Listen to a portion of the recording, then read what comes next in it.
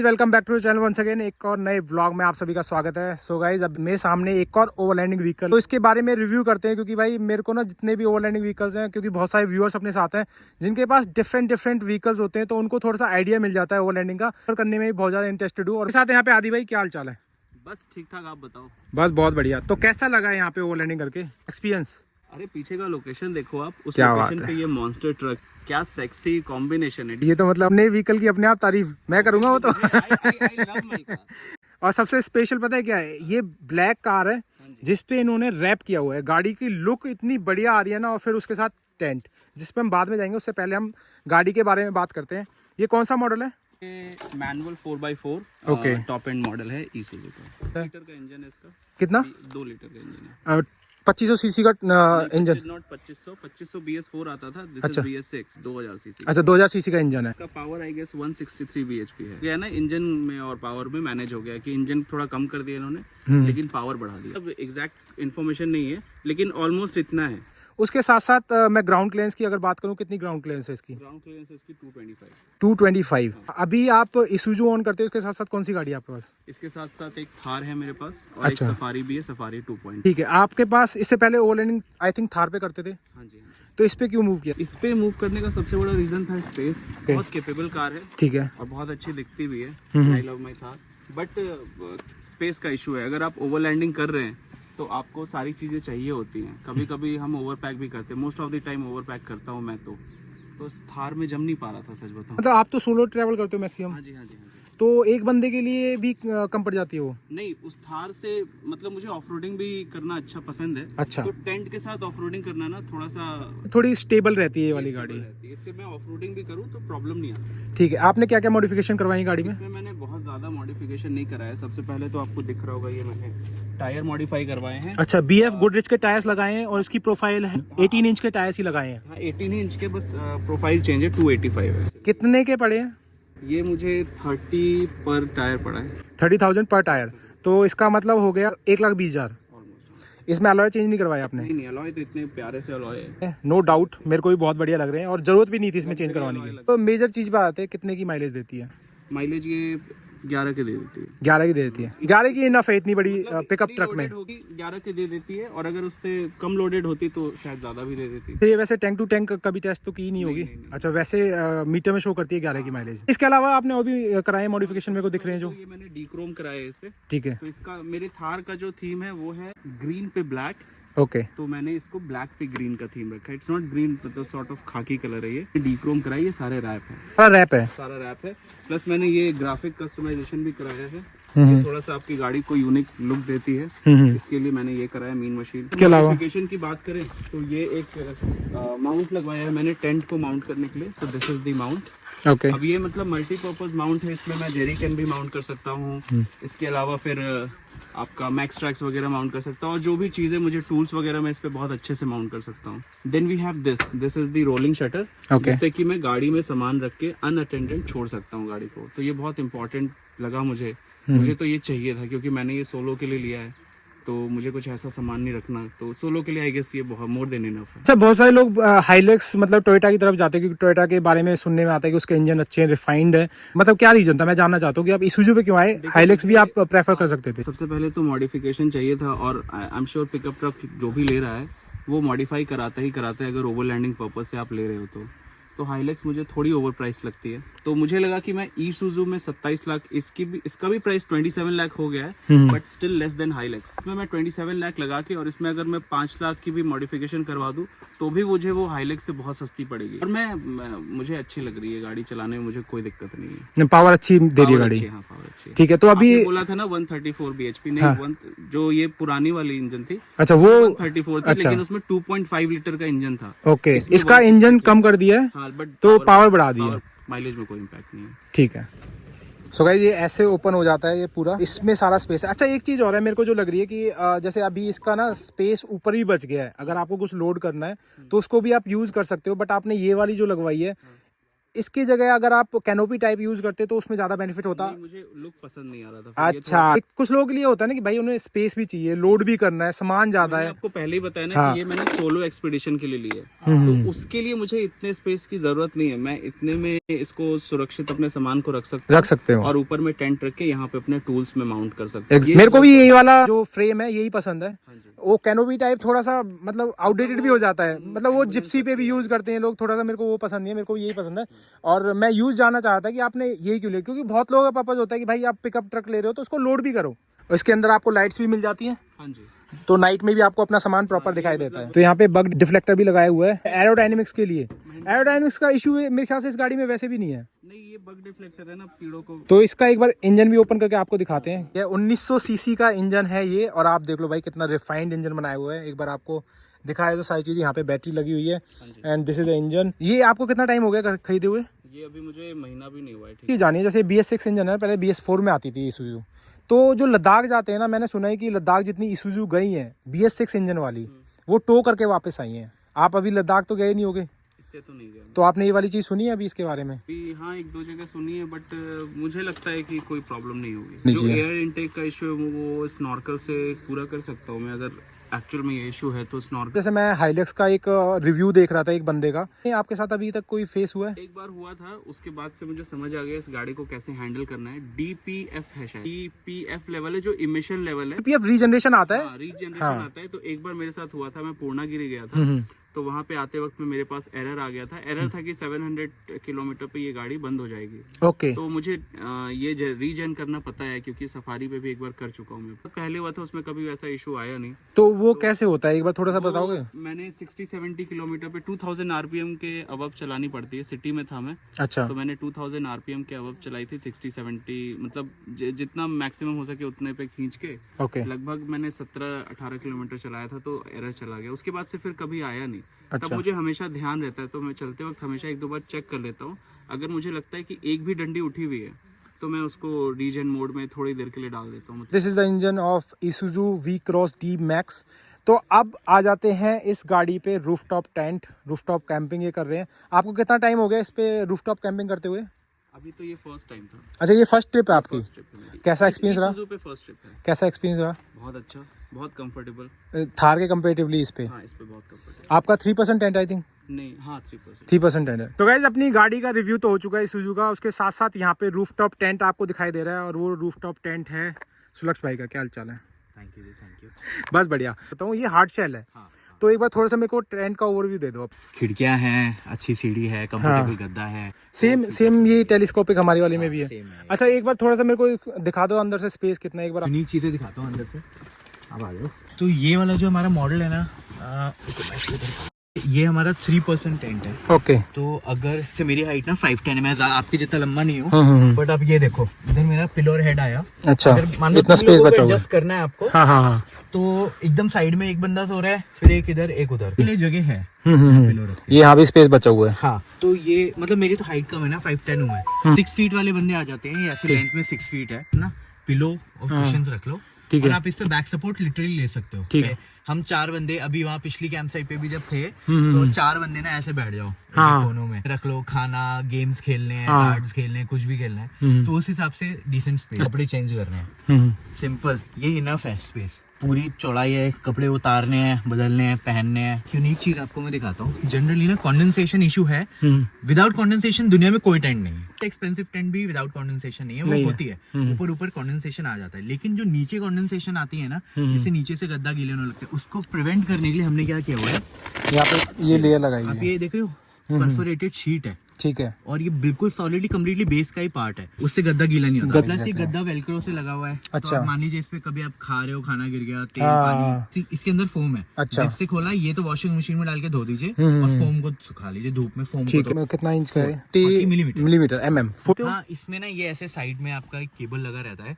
अच्छा। और ये एक एलईडी स्ट्रिप, सिंपल सी अच्छा, एलईडी स्ट्रिप है, ज्यादा नहीं है। जो हाँ। उसमें कॉफ लाइट्स में लगती है। बिल्कुल बिल्कुल, और ये बहुत कम पावर लेती है और सिंपल इफेक्टिव है। कितनी बार भी टेंट बंद करो ना, ये टूटती नहीं है। हाँ। इसके अंदर ही रहती है, तो ये बहुत फ्लेक्सिबल सी है, खराब नहीं होगी, लगी रहती है। आप अंदर घुसो, पावर बैंक इसमें लगाया आपने, लाइट हो गई अंदर। इधर अपन ने जैसे इधर ये पॉकेट्स रखी हुई हैं, तो अपने चाबी, wallet, mobile, power bank, mobile कुछ डालना है वो कर सकते हो। इलेक्ट्रिकल इनलेट है, तो जिन लोगों के पास अच्छा, पावर इधर सेटअप से होता है ना, बिजली का सेटअप होता है, तो आप यहाँ से केबल्स अंदर ले आओ, नीचे बैटरी वगैरह आप नीचे ही छोड़ दीजिए, ओके ओके ओके, केबल्स यहाँ से आ जाएगी और एयर प्रिवेंट करने के लिए आप वापस इसको ऐसे बंद कर दो, और ठीक बाकी है। तो सेम है जैसा आपका हाँ, वो एक्सपीरियंस है ना, हाँ, mesh और ये तो हाँ, ये exactly सेम है। हमारे पास ये भी है, हमारे वाले में भी ये आपके में ऑप्शन, भी है ये। हाँ, ये वाला ऑप्शन और भी है। एक ना इसमें एडिशनल एक्सेसरी हम लोग देते हैं, ये rain and wind lock accessory बोलते हैं इसका काम कैसे है कि आप ये इधर हुक देख रहे हैं, तो इसको ऐसे खोल लेना है, ये हुक के अंदर डालना है, ओके, सिंपली इधर ये हुक में डल के ना इधर सॉलिड सेट हो जाएगा, और ये जो ऐसा आप क्लॉ देख रहे हो, ये क्लॉ जो यहाँ वाला है ना, ये इसके अंदर ऐसे फिट हो जाता है, अब ठीक है, इसके बाद मैंने इसको कर दिया लॉक। ओके, अब मान लो बहुत जैसे ना इंडिया में तो बहुत कम होता है निशान भाई कि हद से ज्यादा विंड है, पर अगर कहीं है और ये विंड इधर से इधर आ रही है, इसे बंद करने की कोशिश कर रही है, ओके, तो अब ने ये ऐसे जैम लॉक कर देता है, टूटेगा ही अब तो, हाँ हाँ हाँ, मतलब बंद नहीं होगा, खुद बंद नहीं बंद होगा, नहीं, सो रहे हो और आप पे बंद हो जाए ऐसा ठीक नहीं है, ठीक है, होगा। दूसरा आप इसमें देखो कि मूवेबल आर्म है, हाँ, वही मेरे को दिख रहा है, जैसे अब हाँ, आपके वाले में ना शेप बहुत कम हाँ, है, वो हमारी तो वी शेप है, और हमारा वन साइड, हाँ, हाँ, अगर आपको लग रहा है बहुत 10 घंटे 8 घंटे से बारिश हुई जा है, रही हाँ हाँ, पानी धीरे धीरे जो है ना सोखने लगे, कुछ हो रहा है, तो आप इसकी स्लोप बढ़ाने के लिए ऐसे कर दो, अच्छा, तो जो स्लोप पहले ऐसे थी वो थोड़ी सी स्लोप और बढ़ जाएगी, बाहर से अगर आप शेप देखोगे ना, हाँ, तो हाँ, देखिए तो और ज्यादा पैना होगा ऊंचा, इसको थोड़ा और ऊपर किया जा सकता है और थोड़ा स्लोप मिल जाएगा इसको, हाँ वही, आप जितना ज्यादा इसकी स्लोप बढ़ानी है ना, तो हाँ, आप ये और भी एड ऑन्स आते हैं हमारे पास, हाँ, नहीं फिर रुकेगा नहीं, बहुत बिल्कुल कर भी नहीं, हो- निकल जाता है। हाँ। एक चीज वो आपके वाले टेंट में भी सेम है, कई सारे टेंट्स में क्या होता है, ये वाला विंडो शेड नहीं होता, तो जो लोग यूज नहीं करते ना उनको ये बात नहीं पता, बारिश अंदर में नहीं ना, आती, हाँ। आप ये कितना भी बंद कर लो, अगर ये शेड नहीं है ना, नहीं है तो बारिश अंदर आएगी, पानी पूछ के तो नहीं गिरता हाँ। कि ऐसे गिरूंगा वो कैसे भी गिर सकता है, हाँ, तो वो पानी आता है, तो आता ये है, शेड बहुत ये बहुत ज्यादा जरूरी है, वो और ये लोगों बहुत तब अच्छी है। ये जब लोगों- यूज करते हैं ना तब तब पता पता लगती चलता है, है ये मतलब ये वाटरप्रूफ ही है सारा कपड़ा तो, वाटरप्रूफ है, अच्छा, हाँ। ये भी ना आपका खुल जाता है, मून रूफ है, तो हाँ, ये जो रेनफ्लाई है ना, ओके, जैसे हम ये ऊपर ये रोल कर देते हैं ना ऊपर कपड़ा, ओके, ओके, ओके, वो ये भी वाला। रोल हो जाता है पीछे तक। अच्छा, हाइड्रोलिक्स के बारे में मेरे को जानना है अच्छा। कि इसका कैसा फीडबैक है, मतलब अभी तक बहुत टाइम हो गया आपको यूज करते हुए, कितना टाइम हो गया आपको इसके? ये वाला टेंट तो जैसे आदि भाई का ये है, ये तो आई थिंक 6 महीने हुए हैं इनको अच्छा, यूज करते नहीं हैं। आपको तो मतलब आप हाँ। बहुत टाइम से कर रहे हो ना, मेरा सबसे पुराना टेंट जो मेरे पास है वो 5 इयर्स के आसपास पुराना हो गया। अभी हाइड्रोलिक्स का क्या है ना कि दिस इज, इनकी देखो लाइफ फिक्स होती है, ऐसा नहीं है कि ये खराब ही नहीं होते, 100 साल तक गाड़ियों में भी हो जाता है, तो लेकिन 5 साल के बाद लगने लगा था कि हाँ इसकी सर्विस करनी चाहिए, सर्विस करनी चाहिए, चेंज करना चाहिए, तो हम लोग क्या करते हैं इसका ना स्पेयर पार्ट मेंटेन रखते हैं। ये वो प्रॉब्लम, और मैंने पैर मार दिया हाँ, और वो टूट गया, हाँ, तो इसका मतलब ये थोड़ी अब टेंट है, तो ये सिंपली ना आप यहाँ पे देखोगे ये नट से लगा हुआ है, ओके, यहाँ पर बेस में भी सिर्फ नट से लगा हुआ ठीक है, ठीक है, तो नीचे यहाँ 2 और वहाँ 2 नट खुलेंगे, हाँ, हाँ, तो ये एक सिंपल एक्सेसरी आती है, आपने यहाँ लगाया टाइट किया, वो- यंग बंदा है, मैं उसका नाम नहीं लूंगा, उसका पता है क्या आया, मेरे सुलक्ष भैया मैं स्मोक कर रहा था टेंट के अंदर, गद्दे में छेद हो गए 2-3 जगह, तो प्लीज गद्दा नया दे दो, मैं कहा ले ले यार, तो स्पेयर होना चाहिए ना आपके पास, हाँ। नहीं कि यार हाँ सही है, ये भी डिटेचेबल है, ये भी आप चेंज कर सकते हो, नीचे हनी कॉम प्लाई है, ठीक और है, सबसे नीचे अगर आप देखोगे जब नीचे जाएंगे तो चेकर्ड प्लेट लगी हुई है, हाँ। डस्ट भी कम चिपकती है, ठीक है, तो ये है। ओके, चलो ये तो टेंट हो गया अंदर से, उसके साथ साथ किचन वगैरह भी है सुलक्ष भाई के पास, वो भी दिखा देते हैं आपको। ओपन करने में कितना टाइम लग जाता है? वैसे टाइम तो देखो कंसर्न होता नहीं है अगर आप कैंपिंग करने जा रहे हो, ये तो कहना हाँ बेवकूफी है। हाँ, टाइम कंसर्न नहीं है, क्योंकि पता है क्या है कि आप कैंपिंग करने जा रहे हो, इससे ज्यादा तो होटल बुक करने में टाइम लग जाता है, बिल्कुल, है ना? अगर आप जल्दबाजी में होते हाँ। हैं कैंपिंग नहीं करते, एग्जैक्टली, बट ये कैंपर के पास टाइम ही होता है, टाइम ही होता है। ये सब नहीं करोगे, हाँ हाँ, आप अपना खाना कुक नहीं करोगे, कुक नहीं करोगे, बर्तन हाँ। नहीं धोगे, तो आपका टाइम पास नहीं होगा, नहीं होगा, टाइम कटेगा कैसे, करोगे क्या? कई जगह तो नेटवर्क भी हाँ नहीं होता। हाँ, नहीं होता है, तो टाइम वैसे कितना लगता है इसको नॉर्मली? बहुत आराम से ओपन करोगे तो 2-3 मिनट में ओपन हो जाएगा, अच्छा। और क्लोज करेंगे तो मैक्स टू मैक्स 5 मिनट लगेंगे। अच्छा, इजीली हो जाता है, हाँ 1% कर देंगे, हाँ हाँ, वो एक बार एंड में दिखा देंगे।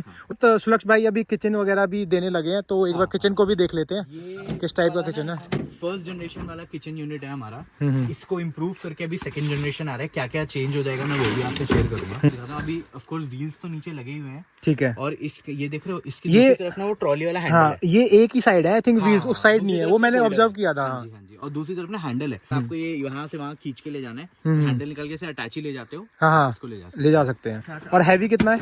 ये जब खाली होता है ना तो ये 8 किलो का है। 8 किलो का है, तो मैक्सिमम 12 किलो का हो जाएगा सामान, इससे ज्यादा क्या होगा? 12-13 थोड़ा, हाँ 15 हो जाएगा, 15 हो जाएगा। तो अभी जैसे इस वाले का क्या फायदा है, ये सिंपल इधर लॉक है, सब तरफ से अच्छा खासा लॉक हुआ है ना, तो इसको अपन ने ऐसे खोला, ओके, ये स्टोव इसी के अंदर ही रहता है, और आपने बस चालू करने के लिए अपना ब्यूटेन वाला ये ठीक है। सबके पास होते ही हैं, ब्यूटेन वाला अपना रख लिया, कर लिया। ओके। थोड़ी सी विंड प्रोटेक्शन हो गई। वैसे तो ना ये भी कभी कभी कम पड़ जाती है क्योंकि इसको पूरा भी इस साइड भी थोड़ा सा कर दे तो। अरे वो ना हमने ट्राई किया था पर फिर वो बंद नहीं हो रहा अच्छा, था, बंद नहीं हो रहा इसलिए डिजाइन 2 आ रहा है। ओके ओके उसमें ये वाला इशू नहीं आएगा। ओके। ठीक है। और फिर ये सिंपली आपका अच्छा, ये हो जाता है। इधर भी हाइड्रोलिक्स लगे हैं। ठीक है। यहाँ आपने अपना वो यूएसबी वो, पावरिंग वाटर वाला टैप जो लग आता जाती है, हाँ। नीचे 20 लीटर की कैन आ जाती है, ये इतना ऊंचा है। ठीक है। इसको पोर्टेबल किचन चाहिए, आपके पास ऑप्शन इसमें है। ना आप अपना ब्यूटेन सिलेंडर, अब जैसे इसमें आप ये देख रहे हो मेरे पास डीकैथलॉन के 4 पर्सन वाले 2 आए हुए हैं। अब अगर मान लो मेरे को ब्यूटेन एक्स्ट्रा कैरी करनी होती ना तो मैं आलू टमाटर प्याज रखता बाहर, ओके। ब्यूटेन इसके अंदर लेके जाता। ठीक उसका है। फायदा आपको भी पता है, मुझे भी पता है, हाँ, क्या है? ये ब्यूटेन लीक नहीं होना चाहिए। और ये लीक का पता है कब होता है? स्टेट जब इसका ढक्कन हट जाता है और ये कहीं छू जाता है। ढक्कन को रखना भी चाहिए, हमेशा सबसे ज्यादा रखना चाहिए। जरूरी चीज है। स्पेयर ढक्कन पड़ा होगा ये। हाँ, ये तो होना ही ये चाहिए। आपके मेरे एक्सपीरियंस से हमें पता है कि वो रखना चाहिए, क्योंकि अगर ये खो गया ना, लीक हुआ हल्का सा तो पता ही नहीं लगेगा कब लीक हो गया। तो अभी जो है ना, इसलिए इसके अंदर जब डल जाता है ना निशान भाई, तो ये फायदा है, लीक होने का चांस ही नहीं ये है। कितना भी हिले डुले हाँ, वो अपनी जगह फिक्स। हाँ, वो फिक्स जगह पे है। अगर जैसे आपने तो अभी भी इसको थोड़ा ऐसा रखा हो, मैं क्या करता हूँ ना, मैं स्ट्रेट रखता हूँ। हाँ, मैंने इसलिए रख दिया कि सब्जियां डाल दी थी तो उसको हाँ, उधर फिक्स कर दिया उसको। लेकिन अच्छा खासा स्पेस है यहाँ। हाँ। और छोटा सा बॉक्स है, चाहे क्रेटा हो। स्पेशियस भी है प्लस यूजफुल भी है, क्योंकि ये भी आपको विंड सपोर्ट भी मिल जाता है और यहाँ भी स्पेस है। खड़खड़ भी नहीं करती, ये देख रहे हो, ये ना लॉक्ड है। अच्छा, ये लॉक्ड है। नीचे देख रहे हो, अब ये आपको लॉक। अच्छा, हाँ, ठीक है। पकड़ लेता है। ये स्क्रूज इसमें लगाए हुए हैं ना। ठीक है। रास्ते में ना आवाज हाँ। बंद करने के लिए सिंपली ऐसे किया आपने, ये किया, हम्म। इधर से पुश करा। अगले डिजाइन में कुछ चीजें इंप्रूव हुई कि ना, आपको ये ना हो कि यही वाला, अब जो अगला डिजाइन आएगा उसमें बेस ऐसा है कि आप अपनी पसंद का कोई भी स्टोव यूज कर। ठीक है। एकदम छोटे वाला पोर्टेबल है, वो भी लग जाएगा, कोई भी। अच्छा। आप रिस्ट्रिक्टेड नहीं हो कि ऐसा लेना है आपको। ठीक। इसका कॉस्ट ये वाला हम अभी सेल कर रहे थे 40,000 का, ओके, इंक्लूडिंग जीएसटी। सिंपली ऐसे लगाया और चाबी सी घुमा दी, ये लॉक हो गया। तो मेरे को एक बार ये चीज बताओ, ये मैं बहुत देर से देख रहा हूँ, मेरे को समझ नहीं आ रही है क्या। ये ना कार स्पेसिफिक फ्रिज है जो कंप्रेसर से चल रहा है निशान भाई। तो बेसिकली जिस तरीके से घर में होता है उसमें तो ऑफकोर्स बड़ा कंप्रेसर होता है, इसमें छोटे कंप्रेसर के साथ है, यानी कि बहुत एक्सट्रीम गर्मी भी होती है ना, 40-45 डिग्री 50 डिग्री, तो भी ये ठंडा करेगा चीजों को। इसमें ना टेम्परेचर रेंज सेट है, जैसे अभी ये -4 पे किया हुआ है, तो डिपेंड करते है कि आप क्या लेके जा रहे हो साथ में, तो उतना ठंडा कर सकते हो आप। जैसे -22 तक जाता है। अच्छा, -22 जाता है। ये देखो -22 तक जाता है। ओके। तो अभी इस पे सेट हो जाएगा ना, तो ये तब तक कंप्रेसर चलता रहेगा जब तक -22 पे नहीं पहुंचता। ओके। फिर जब उस रेंज पे पहुंच जाएगा तो ये कट ऑफ हो जाएगा कंप्रेसर। अच्छा, मैक्सिमम पावर तक जाएगा, मतलब मैक्सिमम टेम्परेचर तक जाएगा। फिर जैसे मान लीजिए कुछ देर के लिए कंप्रेसर बंद है, ठीक है, तो होएगा कि थोड़ी देर में 5, 10, 15 मिनट में ना इसका टेम्परेचर बढ़ के 18 या ऐसे कुछ पहुंच जाएगा, तो कंप्रेसर फिर किक इन हो जाएगा। -6 पे आ गया। ठीक है। अभी धीरे धीरे इसको पावर करता रहेगा। ये वाले फ्रिजों में ना सबसे बड़ी बात क्या होती है निशान भाई, जो जनरली घर के फ्रिज होते हैं ना, जो घर में यूज करने के लिए बने होते हैं, उनका आपने देखा होगा जब नया नया घर में डिलीवर होता है तो सब क्या बोलते हैं, थोड़ी देर रखो, गैस सेटल हो जाएगी जी, तब चालू करना। इन फ्रिज में ऐसा नहीं है, 12 या 24 वोल्ट डीसी पे आप चला सकते हो। ओके। आपकी चॉइस है। गाड़ियों में, इंडियन गाड़ियों में तो 12 वोल्ट ही होता है। हाँ। और ये कुल 4 एम्पियर का करंट लेता है। 35 लीटर की इसके अंदर स्पेस है। अच्छा, ये देखो यार, स्पेस तो बहुत है इसके अंदर। हाँ। तो इसमें आइस क्यूब्स वगैरह भी बन जाते हो। अब ये देखो, ये बर्फ दिख रहा है आपको साइड में। हाँ, ये देखो, हाँ, ये दिखाई दे रही है, बर्फ है। अब इसमें क्या है कि अभी थोड़ी देर में ना पूरी बर्फ जम जाएगी, जो भी आपने यहाँ छोड़ा होगा ना इस एरिया में वो जम जाएगा। लेकिन ये जो छोटा सा सेक्शन है ना, इस सेक्शन में जो आप डालोगे वो जमेगा नहीं। ओके। मैं अभी ये देख के मैं सोच रहा था कि यार ये सेक्शन डिवाइडेड क्यों है। जैसे यार अब आपको मान लो टमाटर थोड़े से बचाने हैं, ओके। या दही को थोड़ी जमाते हैं, दही को तो इतना ही ठंडा रखना है नॉर्मल। ठीक है। यहाँ बर्फ नहीं जमती, इधर जमती है। ओके। ये सिर्फ ठंडा रहता है। इसकी कॉस्टिंग क्या है यार? हम लोग इसको भी सेल कर रहे हैं 40,500 में, हाँ, इंक्लूडिंग जीएसटी है। साथ में ना उसके, जैसे आप ये वाला प्लग देख रहे हो, एक और प्लग आता है जो यहाँ घुसेगा और घर में आप यूज कर सकते हो। अच्छा, वो 3 पिन अडेप्टर, जैसे लैपटॉप का अडेप्टर नहीं आता, वो घर में भी इसे यूज कर सकते हो। ठीक है। अगर आप वो नहीं ले रहे हो तो 1500 रुपए कम हो जाएगा। अच्छा, आपको लगता है कि घर में चाहिए ही नहीं मुझे, सिर्फ मैं कैंपिंग में यूज करूंगा, तो वो अडेप्टर मत लो। तो आगे जो 12 वोल्ट वाला सॉकेट होता है उसमें ये लग जाता है, उसी में लग जाता है। सो गाइस, अभी टेंट का और किचन का सारी चीज़ों की डिटेल बता दी, उसके साथ साथ फ्रिज का भी बता दिया है और गाड़ी के बारे में जानने को मिल गया। अब मेरा लास्ट क्वेश्चन है, मतलब बहुत सारे क्वेश्चंस पूछ लिए मैंने लास्ट क्वेश्चन है मेरा कि इस RTT का कॉस्ट क्या है। कॉस्ट मैं बताता हूँ।